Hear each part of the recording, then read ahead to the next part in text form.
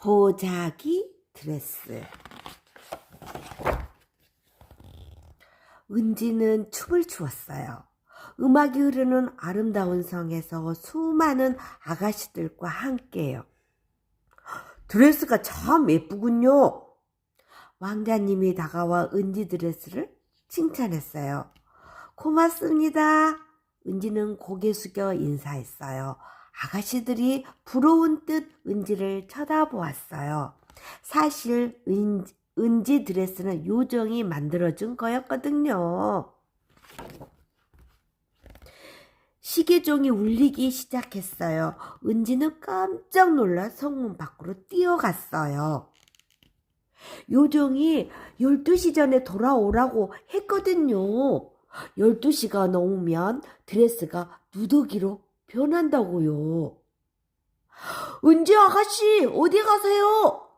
왕자님이 은지를 쫓아왔어요. 쫓아오지 마세요. 은지는 서둘러 달아나다 우당탕 넘어지고 말았어요.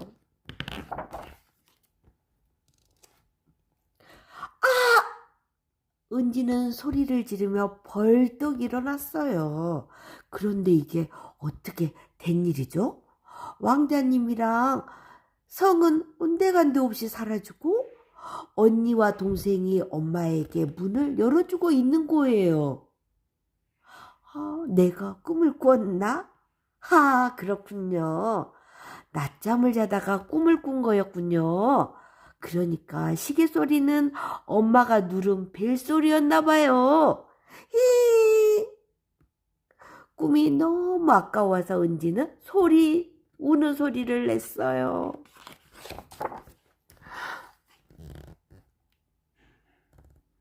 입어봐라.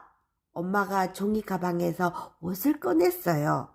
언니 금지와 동생 동수 옷이었어요. 너무 커요. 옷은 금지와 동수의 손을 덮고도 한참이나 내려왔어요. 그래야 오래 입지. 엄마가 소매를 걷어주며 말했어요. 내 옷은 또 안 사와 오셨어요? 은지가 볼분 얼굴로 물었어요. 넌 언니가 입던 옷 입으면 되잖아. 엄마는 아무렇지도 않게 대답했어요. 싫어요. 나도 새 옷 사주세요. 은지는 떼를 썼어요. 나도 새 옷 입고 싶단 말이에요. 어떻게 너까지 새 옷을 사주니? 대신 이제부터 이거 너 입어. 엄마가 내민 옷은 언니 옷 중에서 은지가 가장 좋아하는 옷이었어요. 싫어요. 맨날 언니만 새 옷 사주고 난 한 번도 안 사주고. 사실 언니는 새 옷을 입어본 적이 별로 없었어요. 몽땅 언니가 입던 걸 물려받아 입었으니까요.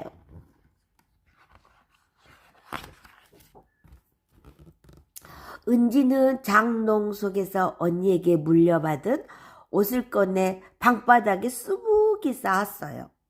이제부턴 언니 옷은 절대 안 입을 거라고요. 이것도 안 입어. 이것도 안 입고. 지금 입고 있는 옷도 언니가 입힌 옷인데? 엄마가 웃으며 말했어요. 은지는 어떻게 할까 망설였어요. 좋아요. 이것만 안 입을래요. 은지는 입고 있던 옷도 벗어버렸어요.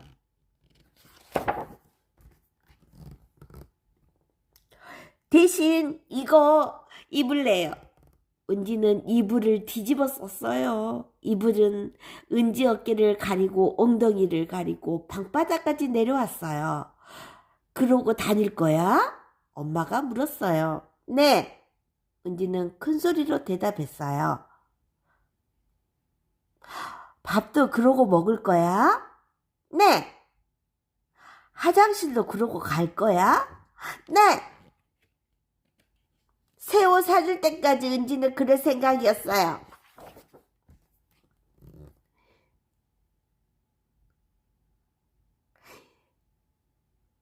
이불 더러워지면 너가 빨 거야? 아니요. 그럼 안 돼. 엄마가 획 이불을 빼앗아 장롱 속에 넣었어요. 춥단 말이에요. 옷 입으면 되잖아. 은지는 어떻게 할까 생각했어요. 옷을 입으면 새 옷을 안 사줄 테고 옷을 벗고 있으면 추우니까요. 아, 좋은 생각이 났다. 은지는 거실 서랍에서 보자기들을 꺼내 빨간색 보자기는 목에 두르고 보라색 보자기는 허리에 둘렀어요. 그러니까 하나도 춥지 않았어요. 누나, 예쁘다. 정말? 동수 말에 은지는 거울을 보았어요. 순간 찡그려졌던 언지 얼굴이 활짝 펴졌어요. 보라색 보자기는 드레스 같고 빨간색 보자기는 망토 같았거든요. 은지는 꿈속에서 입었던 드레스가 생각났어요. 나도 해볼래. 언니가 새 옷을 벗더니 보자기를 두르기 시작했어요. 나도. 동수도 새 옷을 벗고 보자기를 뒤집어 쓰기 시작했어요. 은지는 보자기들을 다 꺼냈어요. 그것들을 묶어서 허리에도 메고 어깨에도 둘렀어요. 까리처럼 둘둘 말아 머리에도 쓰고요.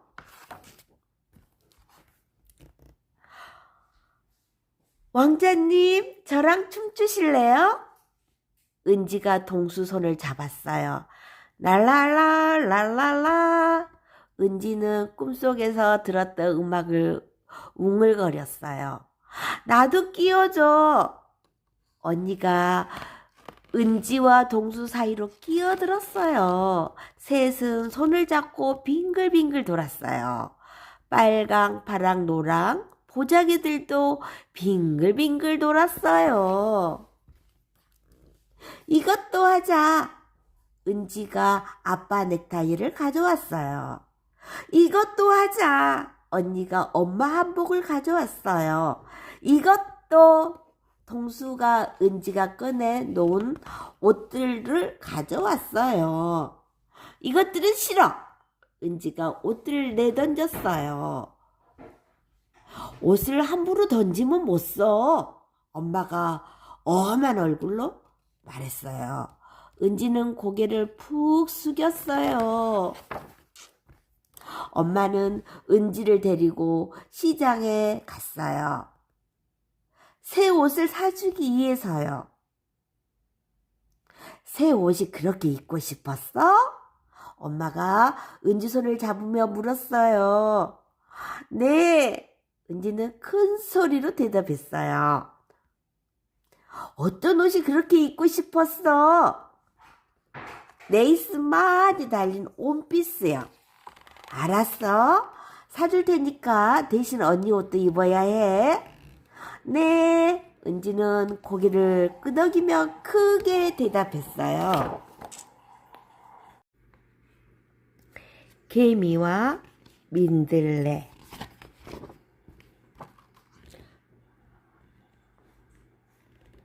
돌돌이는 인천 앞바다가 보이는 자유공원 메가더 장구 동산 밑에 사는 개미입니다.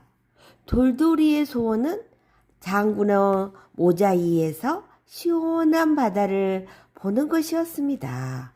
몇 번인가 오르려고 했지만 센 바닷바람에 날려 번번이 실패하였습니다. 오늘 또 돌돌이는 잠에서 깨자마자 하늘을 올려다 보았습니다. 하늘은 파랗게 개어 있었습니다.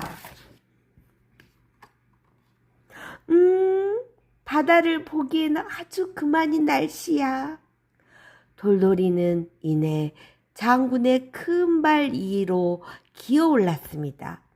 히히, 장군님, 좀 간지러우셔도 참으셔야 해요. 돌돌이는 부지런한 장군의 정간이를 기어 오릅니다. 돌돌이의 이마와 등허리는 땀방울이 흐르는 듯 반지르르 윤이 났습니다. 호유, 꽤나 힘든걸. 돌돌이는 가느다란 앞발을 들고 쓱쓱 이마를 훔쳤습니다. 쉬지 않고 기어오른 덕분에 돌돌이는 장군의 어깨까지 올랐습니다. 멋있는 견장이 달린 어깨를 지나 장군의 목 부분을 지날 때였습니다. 턱이 얼마나 가파르고 매끄러운지 몇 번이나 미끄러졌습니다. 이거 큰일 나겠는데? 어디로 해서 올라가지? 서너 번을 미끄러지던 돌돌이는 가슴께를 이리저리 왔다 갔다 해보았습니다. 저곳이면 올라갈 수 있겠는걸? 돌돌이가 발견한 곳은 기밑 부분이었습니다. 턱 부분보다 훨씬 경사가 안만해서 올라갈 수 있을 것 같았습니다. 부지런히 발걸음을 재촉하여 기밑까지 갔을 때였습니다. 여보세요, 여보세요. 바람결에 스치듯 작은 목소리가 들렸습니다. 누구일까? 돌돌이는 걸음을 멈추고 이리저리 둘러보았습니다. 그러나 아무것도 보이지 않았습니다. 내가 잘못 들었군. 다시 오려는데 이번에는 좀 더 큰 소리가 들렸습니다. 여보세요. 저 좀 보세요. 누구예요? 나를 불렀어요? 네, 그래요. 여기는 장군의 귓속이에요.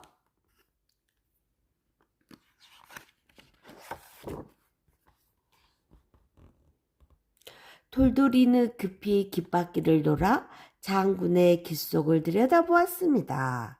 처음은 컴컴해서 잘 보이지 않았지만 이내 하얀 것이 눈에 띄었습니다. 누구시죠? 나를 부른 당신은? 난 민들레꽃이에요.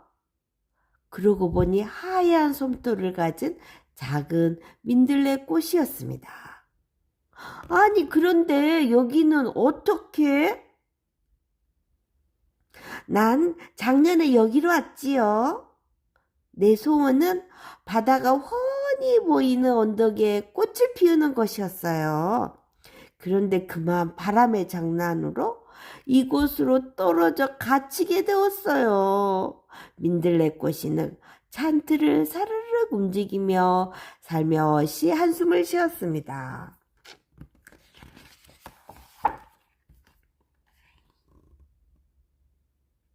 이곳에서 겨울을 보내며 가만히 생각해 보았어요.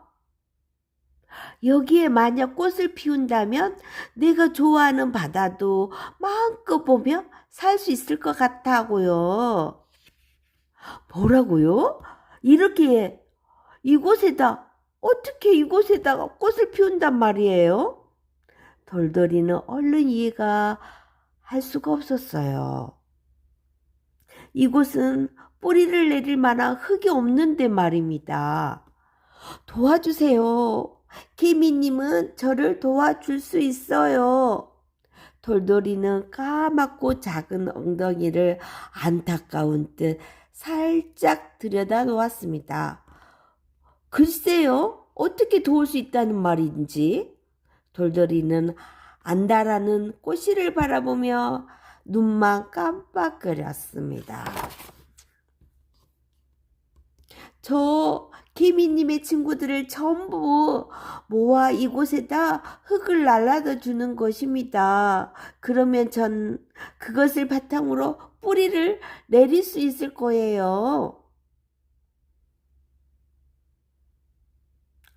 오라, 그렇게요. 하지만 그것은 꽤 어렵겠는데요? 왜냐하면 우리는 먹이를 날라야 하거든요. 저처럼 노는 친구는 거의 없으니까요. 돌돌이는 열심히 땀 흘리며 일하고 있을 친구들의 모습을 떠오르며 고개를 절레절레 흔들었습니다. 제발 부탁합니다. 민들레꽃이는 애원하듯 말했습니다. 그리고 보송보송한 솜털을 자꾸 흔들어댔습니다. 돌돌이는 문득 꽃씨가 안쓰럽게 여겨졌습니다. 왜냐하면 자기도 바다가 보고 싶어 여기까지 올라오게 되었으니까요. 그래요? 바다란 참 좋은 곳이지요. 그것을 보고 있으면 가슴까지 탁 트이는 것 같아요. 제가 한번 힘써 볼게요. 돌돌이는 앞발을 들어 꽃씨의 솜털을 만지작거렸습니다. 고맙습니다. 꽃 부탁입니다. 돌돌이는 민들레꽃씨와 눈인사를 나누고 부지런히 되돌아 내려왔습니다. 그리고 일하는 친구들을 불러 모았습니다. 얘들아, 잠깐만 내 얘기 좀 들어봐. 돌돌이의 부름에 열을 지어 먹이를 나르던 친구들이 모여들었습니다. 왜 그래? 너 또 바다병이 도졌구나. 그까지 바다 보면 뭐하니?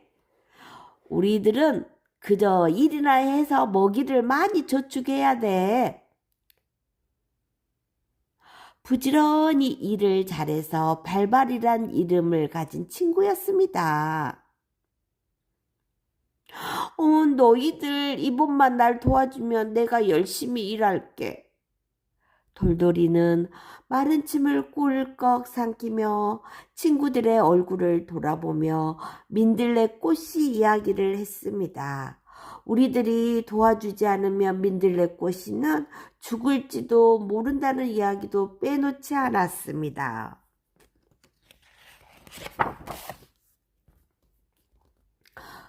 우리가 그 많은 흙을 나르자면 오늘 하루는 꼬박 걸릴 텐데?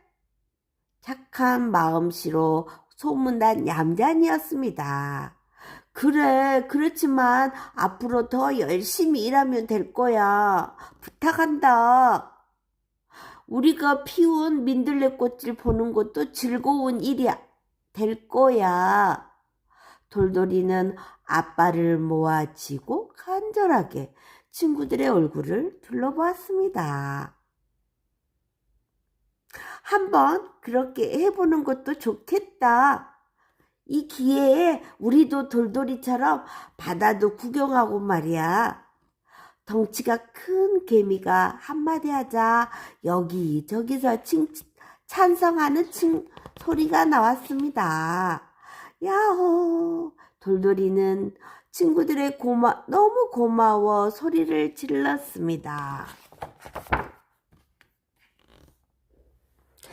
친구 개미들은 일제히 흙 덩어리를 입에 물고 메가더 장군 동상 위로 기어 올라갔습니다. 돌돌이는 가장 큰 흙덩어리를 입에 물고 앞장섰습니다. 힘에 겨웠지만 마음은 날아갈 듯이 가벼웠습니다. 반가워할 민들레꽃이를 생각하니 저절로 힘이 쏟았습니다. 부지런히 기어서 꽃씨가 있는 곳까지 왔습니다. 너무 고마워요. 민들레꽃이는 반가워 어쩔 줄 몰랐습니다. 다음번에 오실 때는 젖은 흙으로 날라오세요. 그래야 내가 싹을 틔울 수 있거든요. 하는 부탁도 있지 않았습니다. 다른 개미들도 모두 도착해서 꽃씨와 정답게 인사를 나누었습니다. 고맙습니다. 꼭 아름다운 꽃을 피워 여러분을 기쁘게 드리겠습니다. 민들레꽃이는 너무 기뻐서 개미들이 날라온 흙 속에 푹 파묻혀 울고 말았습니다.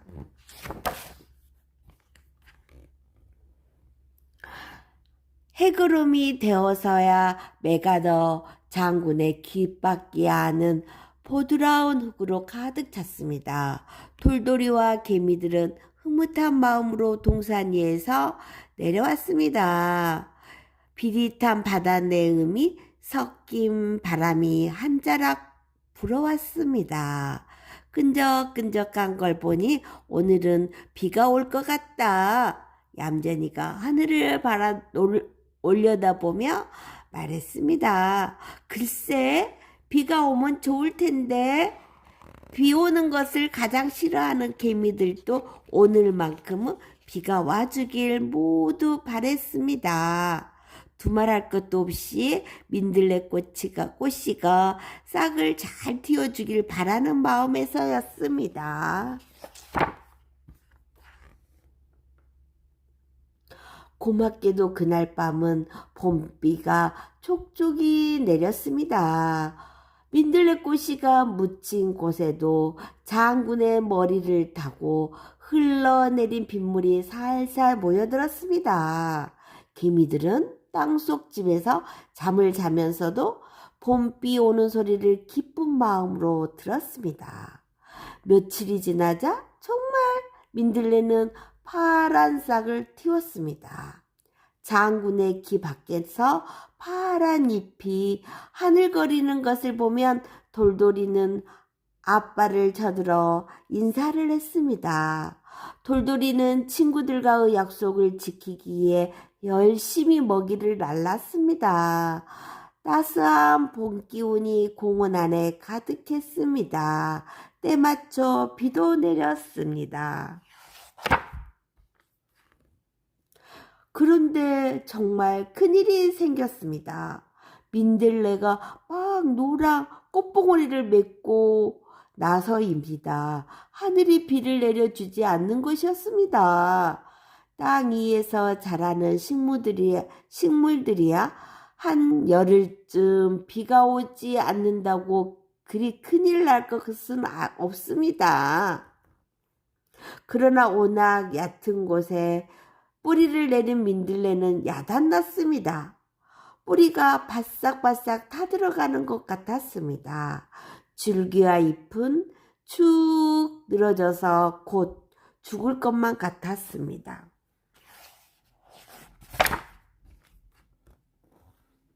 싱싱하게 하늘거리던 파란 잎이 시들해진 것을 보고 돌돌이는 안타까웠습니다. 어쩌면 좋지? 이대로 민들레는 죽고 말 거야. 돌돌이와 개미 친구들은 맑은 하늘을 올려다보며 한숨을 쉬었습니다.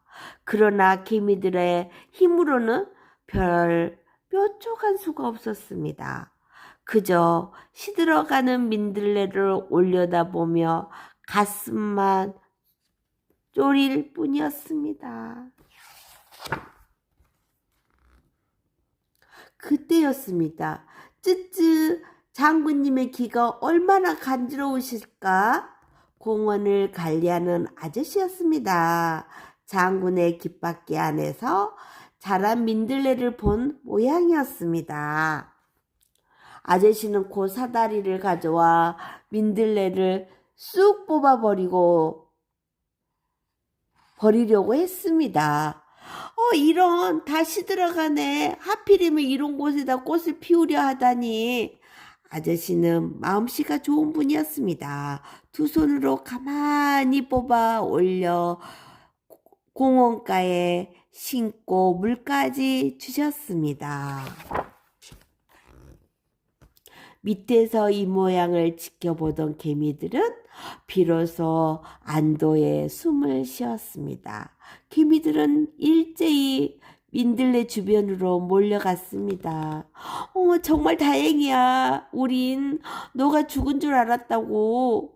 돌돌이가 희죽기 웃자 민들레도 허리를 쭉 폈습니다. 내가 너무 허황한 꿈을 가졌었나 봐요. 민들레는 부끄러운 듯 꽃봉오리를 살짝 오므렸습니다. 이 공원은 아주 좋은 곳이군요. 이렇게 마음씨 고운 여러분과 또 좋은 아저씨가 있는 곳에 꽃을 피우게 되니 나는 참 행복해요. 민들레는 활짝 꽃봉오리를 열었습니다. 노란 꽃이 열리자 돌돌이와 개미 친구들은 짝짝 박수를 쳤습니다. 박나무의 꿈.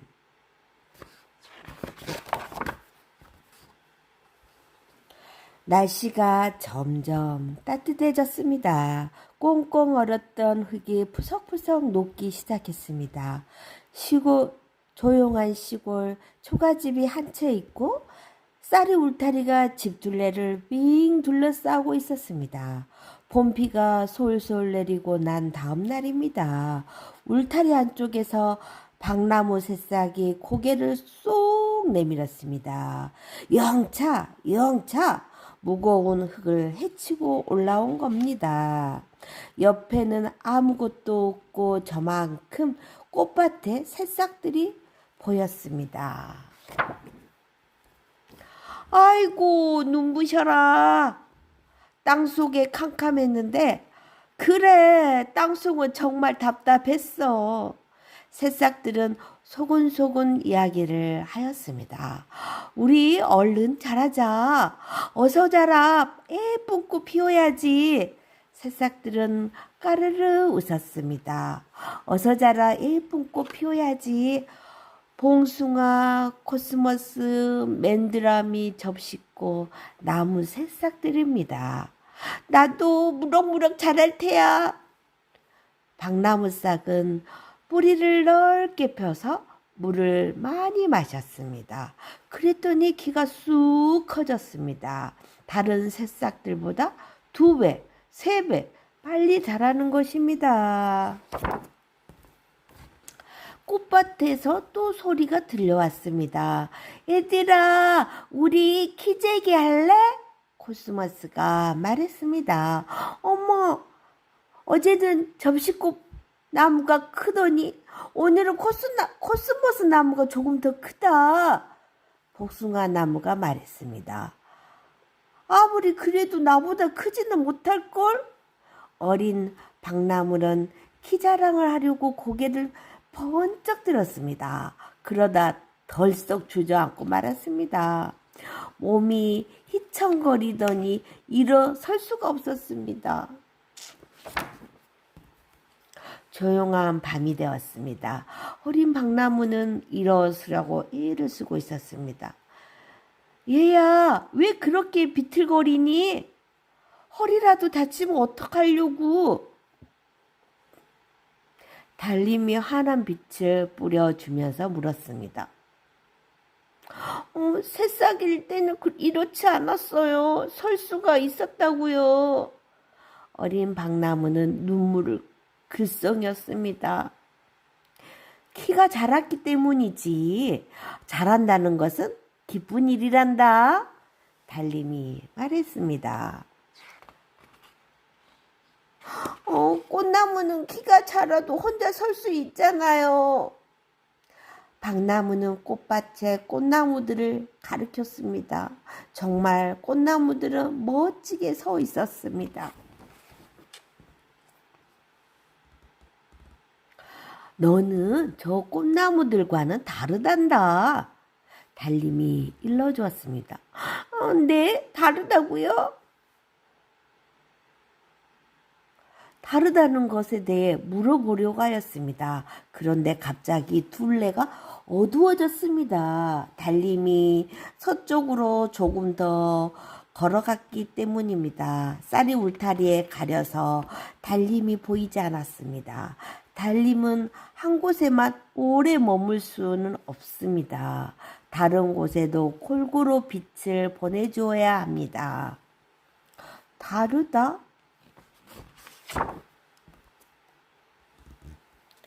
뭐가 다를까? 어린 박나무는 고개를 가웃거렸습니다. 그러다 생각이 났습니다. 맞아, 이름이 다른 거야. 꽃나무들은 저마다 다른 이름을 가지고 있습니다. 복숭아 나무, 코스모스 나무, 맨드라미 나무, 접시꽃 나무, 이렇게 말입니다. 그리고 나는 박나무잖아. 어린 박나무는 다른 점을 찾아내서 기뻤습니다. 혼자 알아냈으니까 똑똑하다고 울줄해졌습니다. 또 뭐가 다를까? 어린 박나무는 또 생각해 보았습니다. 그러니까 또 생각이 났습니다. 맞다. 생긴 게 달라. 어린 박나무는 박수를 쳤습니다. 잘 알아내는 게 스스로도 신기했습니다. 복숭아 나무는 통통합니다. 코스모스는 날씬합니다. 맨드라미는 줄기가 붉은색입니다. 접시꽃 나무는 키가 큽니다. 각꽃 나무는 꽃을 늦게 피웁니다. 어린 박나무는 잎사귀를 흔들며 팔랑팔랑 웃었습니다. 저마다 다르다는 게 재미있었습니다. 또 한 가지가 생각났습니다. 기분이 좋은 게 아니라 속을 상하게 하는 생각입니다.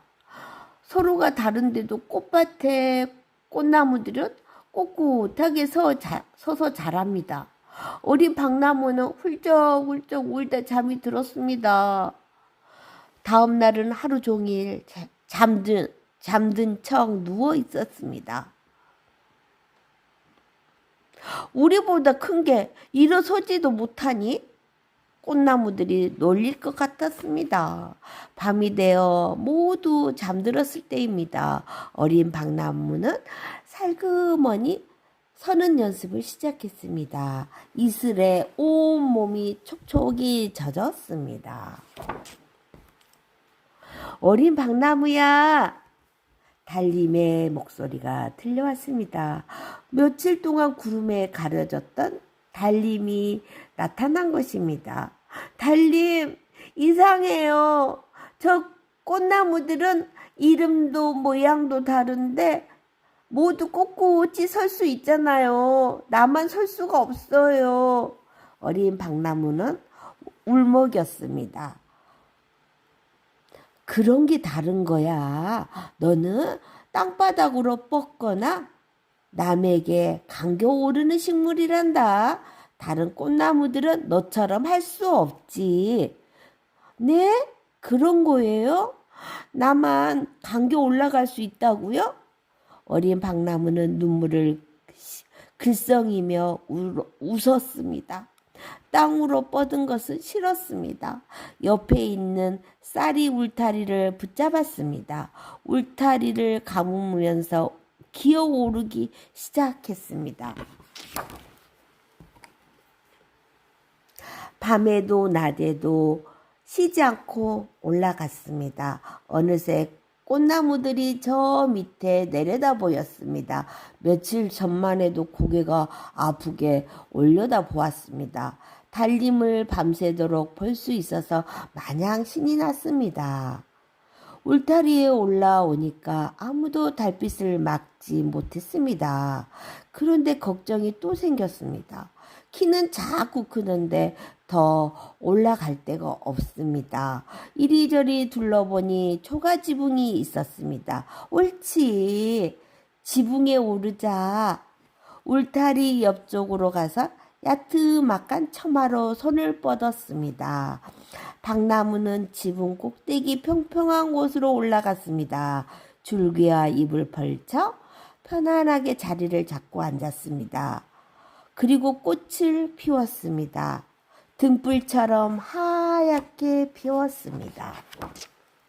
박나무는 설레는 마음으로 밤마다 달님을 기다렸습니다. 달님이 떠오를 때쯤 꽃잎을 열었다가 달님이 질 때 꽃잎을 닫았습니다.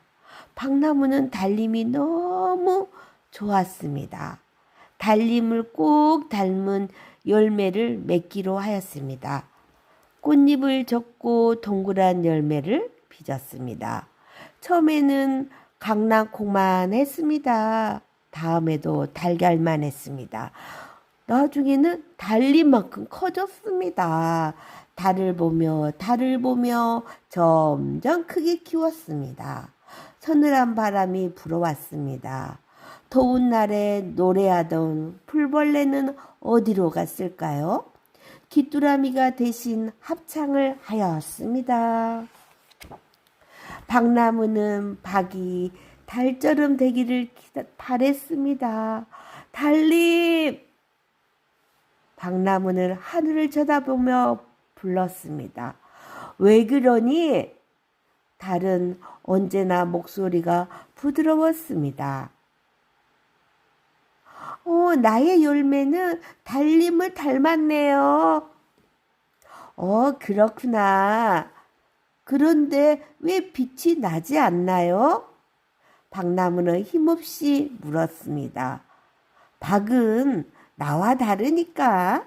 그래서 빛이 나지 않는다고요? 언제나 다르다는 얘기만 하시네요. 박나무는 너무 슬퍼서 입이 누렇게 되었습니다. 빛나고 싶어요. 달님은 정답게 일러주었습니다. 어떤 소녀가 있었단다? 노래 잘 부르는 사람을 보고 성악가가 되려 했지. 그림 잘 그리는 사람을 보고 화가가 되려 했어. 그래서 어떻게 되었나요? 자라서 동화 짓는 사람이 되었단다. 왜요? 그 소녀는 글짓기를 잘하고 사람은 저마다 재주가 다르니까 박나무는 고개를 끄덕였습니다. 다르다는 게 뭔지를 깨닫게 되었습니다. 저는 그러게 될래요. 다시 며칠이 지났습니다. 가늘게 바뀌었던 달님이 둥근 옷을 입고 환하게 나타났습니다. 달님, 알아냈어요. 제가 할 일을 말이에요. 그래? 무슨 일을 하려고? 단단한 그릇이 되겠어요. 오, 그러면 좋겠구나. 내가 할 수 없는 일을 너는 할 수 있지. 달님은 기뻐하며 칭찬하였습니다. 그동안 남의 흉내만 내려고 한 게 잘못이었어요. 박나무는 꽃나무들처럼 서려고 했던 게 생각났습니다. 달님처럼 빛을 내려고 했던 것도 생각났습니다. 누구나 자기가 잘할 수 있는 게 있단다. 부엌에서는 달님보다 내가 빚은 박이 더 쓸모가 있겠지요? 그렇고 말고 장하다 박나무야. 너는 정말 보람 있는 일을 한 거야. 달님은 칭찬을 아끼지 않았습니다. 박나무는 행복했습니다. 박아, 남을 돕는 그릇이 되어라. 꽃밭에 꽃들이 목마르다면 물을 담아다 주기도 하고 그렇게 속삭이면서 박나무는 박을 알차게 연글게 하였습니다. 달님의 금빛, 은빛 가루를 한없이 뿌려주었습니다. 살랑바람이 박나무 잎을 바스스 스치고 지나갔습니다. 양초, 도깨비. 한 시골 양반이 서울 구경을 갔다가 불만 갖다 대면 온 방안이 환하게 밝아지는 양초를 처음 보았습니다. 어찌나 신기하던지 양초를 많이 사가지고 시골로 내려왔습니다. 그리고 집집마다 찾아다니며 서울 구경 이야기를 자랑 삼아 하고 서울 다녀온 기념으로 그 양초를 3자루씩 나누어 주었습니다. 동네 사람들은 그 처음 보는 물건을 받기는 받았어도 무엇에 쓰는 것인지 알지 못하여 퍽 갑갑하였습니다. 그러다 사다 준 사람에게 새삼스럽게 물어보기는 쑥스러워 저희들끼리만 이 집 저 집 찾아다니면서 알아보았지만 한 사람도 그 하얗고 가늘고 길쭉한 것이 무엇에 사용하는 것인지 아는 사람이 없었습니다. 하다 못하여 젊은 상투쟁이 5사람이 그것을 손에 들고 동네에서 아는 것 많기로 유명한 서당 훈장한테 물어보러 갔습니다. 훈장님, 이번에 송소방이 서울에서 이런 것을 사가지고 와서 서울 다녀온 기념이라고 집집마다 3개씩 나누어 주었는데 훈장님 댁에도 이런 것을 가져왔습니까? 응? 가져오고 말고 우리 집에는 9개나 가져왔다네?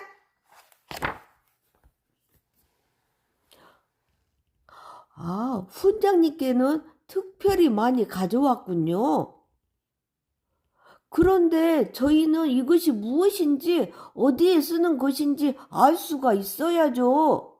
그래서 여쭈어 보러 왔습니다. 아이고, 그까짓 것도 모른단 말인가? 에이, 제발 좀 가르쳐 주십시오. 아무리 무식한 사람이라기로 그것을 모른단 말인가?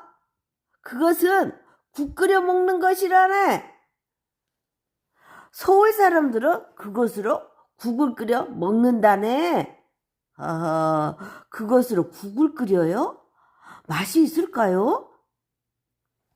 맛이 있고 말고 맛이 없으면 서울 사람들이 먹을 리가 있겠나? 맛 좋고 몸에 좋고 아주 훌륭한 것이라네. 대체 이것이 무엇인데 그렇게 맛이 좋고 몸에 이롭습니까? 뱅어라고 생선을 잡아 말린 것이야. 아, 이상한 생선도 다 있습니다. 눈도 없고 이 앞에 요 뾰족한 것은 무엇입니까? 눈이 원래 없는 생선이야. 그래서 더욱 귀한 것이라네. 그 뾰족한 것은 주둥이가 아니고 무엇인가? 예, 알겠습니다. 말씀을 듣고 보니 참말 생선 말린 것 같군요. 정말 서울 사람들은 별 생선을 다 먹는군요. 그러기에 서울이 좋다는 게 아닌가?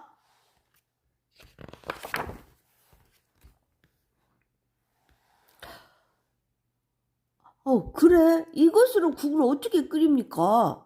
하하, 무식한 사람이라 갑갑도 하군. 물을 끓이고 이것을 칼로 큼직하게 썰어 놓고 간을 쳐서 먹으면 되지 않나? 이게 그렇게 맛이 있을까요? 맛이 있고 말고. 자, 이왕이면 오늘 우리 집에서 끓여 먹어 보고 가게. 훈장이 애초에 모르는 것을 모른다고 하였으면 좋았을 것을 제대로 알지도 못하면서 잘 아는 척하고 집안 사람을 불러서 물을 끓이고 간장을 치고 파를 썰어 넣게 하였습니다. 잠시 뒤 양초를 얇게 썰어 넣고 펄펄 끓여 만든 국 6그릇이 나왔습니다. 자, 먹어보게. 맛도 봐도 반할 것이니 맛만 봐도 반할 것이니. 글쎄오시다. 이렇게 좋은 음식을 먹으면 속이 놀라겠는데요. 잠만 말고 어서 먹어보게.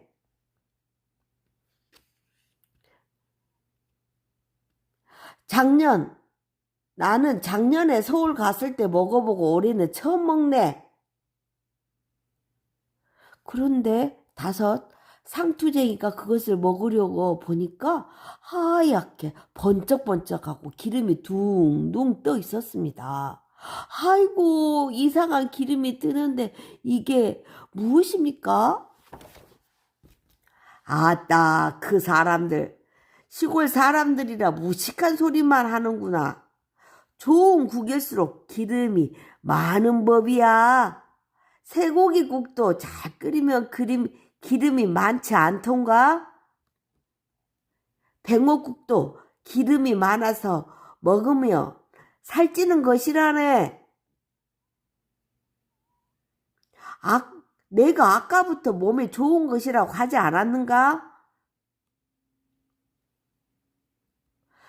또 뭐라고 하면 시골 사람들이라고 핀잔을 들을까 보아 냄새가 나는 것도 억지로 참으면서 먹었습니다.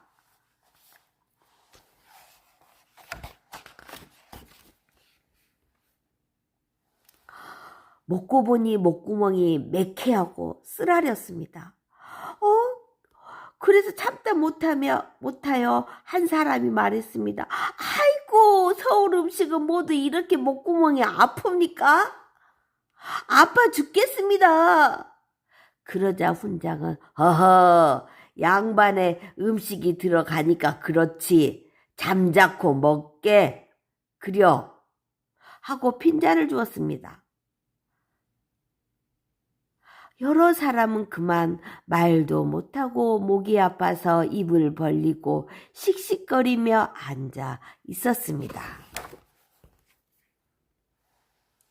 훈장은 다른 사람보다도 더 목구멍이 아팠지만 남 부끄러워 입도 못 벌리고 쩔쩔매고 있었습니다. 마침 그때 서울 가서 양초를 사온 송서방이 훈장집에 왔습니다. 다섯 상투쟁이는 하도 반가워서 송서방에 물어보았습니다. 아이고, 마침 잘 왔네. 자네가 그때 가져다 준 뱅어로 오늘 국을 끓여 먹었더니 목이 아파서 죽겠네. 그걸 먹으면 원래 이렇게 아픈가? 송서방이 깜짝 놀라 눈이 희둥그레져서 걱정스러운 듯이 말하였습니다. 그것을 먹다니, 그건 먹는 것이 아닌데? 다섯 상투쟁이는 그것이 먹는 것이 아니라는 말을 듣고 아이고 머니 큰일 났네. 못 먹는 것을 서울 음식이라는 바람에 먹었네 그려 하고 야단들였습니다. 누가 이런 어리석은 소리를 하였단 말인가? 누구는 누구야? 저 훈장님이 이래라 저래라면서 그걸로 국을 끓이게 하였지.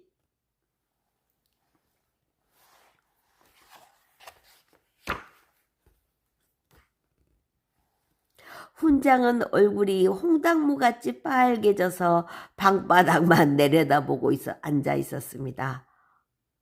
아유, 그것은 병어가 아니라 불을 켜는 양초라오? 자, 불을 켤 테니 잘 보시오. 송서방이 생선 주둥이라던 심지에 불을 붙이니 온 방안이 환해졌습니다. 이것을 보고 사람들은 불을 먹었구나 하는 생각에 어쩔 줄 몰라였습니다. 우리 뱃속에도 그렇게 불이 켜질 테니 어떻게 하면 좋으냐고 뱃속에 금방 불이라도 일어나는 것처럼 모두 펄펄 뛰었습니다. 아이고 뭐니 불이야. 아이고 뭐니 배가 타면 어쩌나. 그 가운데에서도 얼굴이 새빨개져서 고개를 푹 수그리고 앉아있던 훈장은 다른 사람들보다도 더 겁이 났습니다. 생각하면 생각할수록 자기 뱃속에 불씨가 들어가 있는 것 같았습니다. 마음이 조급해진 훈장은 자기도 모르게 고함을 질렀습니다. 내 뱃속에서 불이 일어나기 전에 물속으로 뛰어들어가세. 그러고는 제일 앞장서서 뛰어가 나가 마을 뒤 냇물에 뛰어들었습니다. 그러자 모두들 물속으로 풍덩풍덩 들어가서 머리만 내놓고 불이 안 나도록 몸을 물속에 담그고 있었습니다. 달이 환하게 밝은 밤 마침 지나가는 나그네 한 사람이 있었습니다. 그러지 않아도 냇가를 혼자 지나가기가 겁이 나는데 냇물 위에서 왁작지거라는 소리가 났습니다. 깜짝 놀라 자세히 보니까 냇물에 사람의 머리만 수박같이 둥둥 떠 있었습니다. 옳지, 저놈들이 도깨비로구나. 도깨비는 담뱃불을 무서워한다더라 하고 불이 났게 담배를 담아 물고 불을 붙였습니다. 훈장과 상투쟁이들은 뱃속에 있는 양초에 불이 일어나지 않도록 물속에 있는 판인데 나그네가 불을 붙이니까 겁이 나서 소리쳤습니다. 여보게, 저놈이 우리 뱃속에 있는 양초에다 불을 붙이려고 하니 모두 머리까지 물속에 잠그세. 그러지 않으면 큰일 나겠네. 그러고는 모두 얼굴과 머리까지 물속으로 담가버리고 말았습니다. 나그네는 그런 줄도 모르고 냇물 위에 수박 같은 도깨비 머리가 사라진 것을 보고 정말 도깨비란 놈들은 담뱃불을 어지간히 무서워하는구나 하고 중얼거리는 거는 지나가 버렸습니다.